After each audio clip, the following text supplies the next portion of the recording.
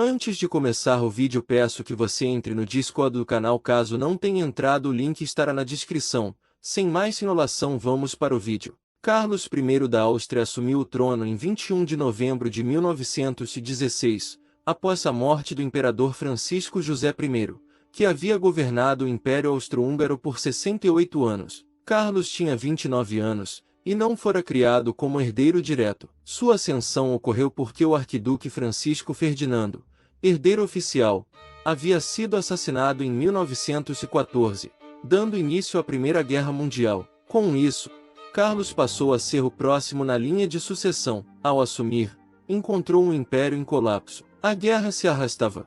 As finanças estavam arruinadas. O exército austro-húngaro dependia cada vez mais dos alemães, e os movimentos nacionalistas ganhavam força em várias regiões do império. Húngaros, tchecos, eslovacos, poloneses, croatas e eslovenos exigiam maior autonomia ou independência. Carlos acreditava na ideia de uma monarquia que pudesse representar todos os povos do império de forma equilibrada. Defendia um modelo federativo, onde cada nacionalidade teria autonomia interna, mas unidas sob a coroa imperial. Também defendia o fim da guerra, que via como desastrosa para o futuro da monarquia. Para isso, buscou negociar secretamente a paz com os aliados, enquanto ainda havia tempo. Em 1917, deu início a negociações sigilosas através do príncipe Sistus de Bourbon-Parma, seu cunhado, que servia no exército belga. Carlos ofereceu aos aliados condições como a devolução da Alsácia-Lorena à França, apoio à independência da Bélgica,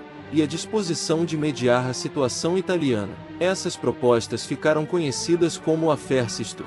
O plano fracassou quando, em abril de 1918, as cartas que comprovavam as intenções de Carlos foram divulgadas publicamente, após atritos entre ele e o chanceler Otto Karzern. Fernin rompeu com o imperador e tornou público o conteúdo das negociações, expondo Carlos como alguém que atuava sem consultar seus ministros e às escondidas dos alemães. O escândalo político isolou Carlos.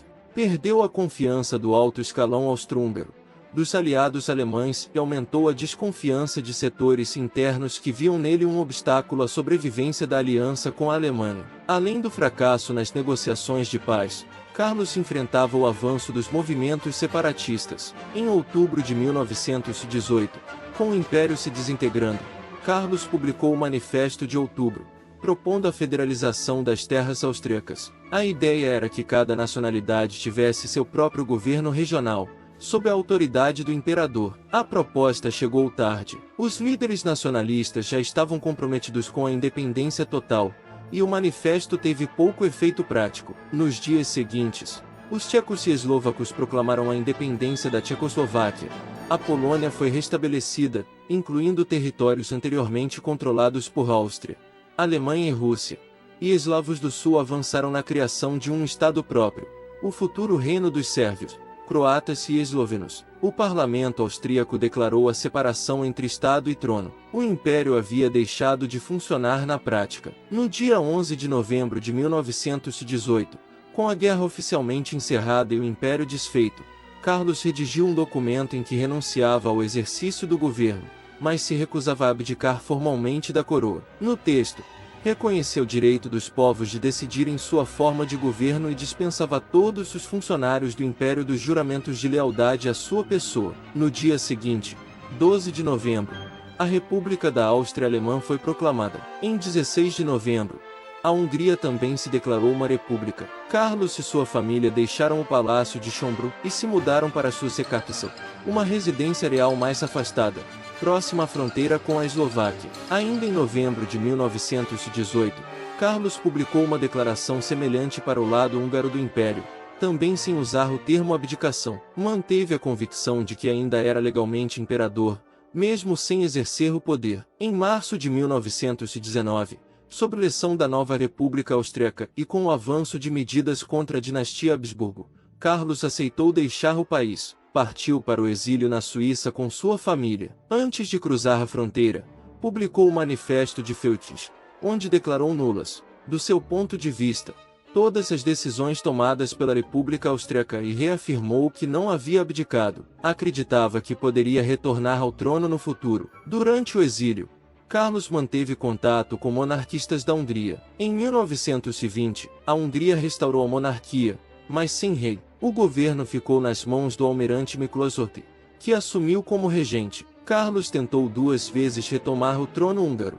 A primeira tentativa ocorreu em março de 1921. Carlos retornou secretamente à Hungria e se encontrou com Horthy. Esperava que o regente lhe entregasse o governo, mas Horthy recusou, alegando que a restauração provocaria intervenção estrangeira e instabilidade. Carlos retornou à Suíça. A segunda tentativa, em outubro de 1921, foi mais ousada. Carlos retornou à Hungria com apoio de setores monarquistas e se dirigiu a Budapeste, esperando recuperar o trono. No entanto, as forças leais ao governo de Horthy o interceptaram antes de alcançar a capital. O movimento fracassou. A Iugoslávia e outros países vizinhos ameaçaram intervir militarmente se a monarquia fosse restaurada. Carlos foi detido e deportado com autorização do próprio governo húngaro, sob forte pressão internacional. Após negociações com os aliados, Carlos foi enviado ao exílio definitivo na Ilha da Madeira, Portugal, sob vigilância britânica. A casa onde viveu era modesta, com pouca estrutura. A família enfrentou dificuldades financeiras e problemas de saúde devido ao clima úmido. Carlos adoeceu em março de 1922, com uma forte pneumonia. Recebeu cuidados médicos limitados. Morreu em 1º de abril daquele ano, aos 34 anos. Seus últimos dias foram marcados pela oração e pela convicção de que havia cumprido seu dever como imperador. Foi enterrado na Igreja do Monte, em Funchal. Segundo a tradição da Casa Habsburgo, seu coração foi enviado para a Abadia de Muri, na Suíça. O corpo permanece em Portugal até hoje. Sua abdicação nunca foi formalizada, o que mantém sua renúncia como um caso atípico. Ele deixou de governar, mas jamais abriu mão formalmente da coroa. A chamada Lei dos Habsburgos, promulgada pela República Austríaca em 1919, proibiu membros da família imperial de retornar ao país sem renunciar a seus direitos dinásticos, além de confiscar seus bens e retirar seus direitos civis e políticos. Carlos se recusou a fazê-lo. Em 2004, o Papa João Paulo II beatificou Carlos I da Áustria, reconhecendo sua fé católica, seu esforço pela paz durante a guerra e sua conduta como governante em tempos de colapso.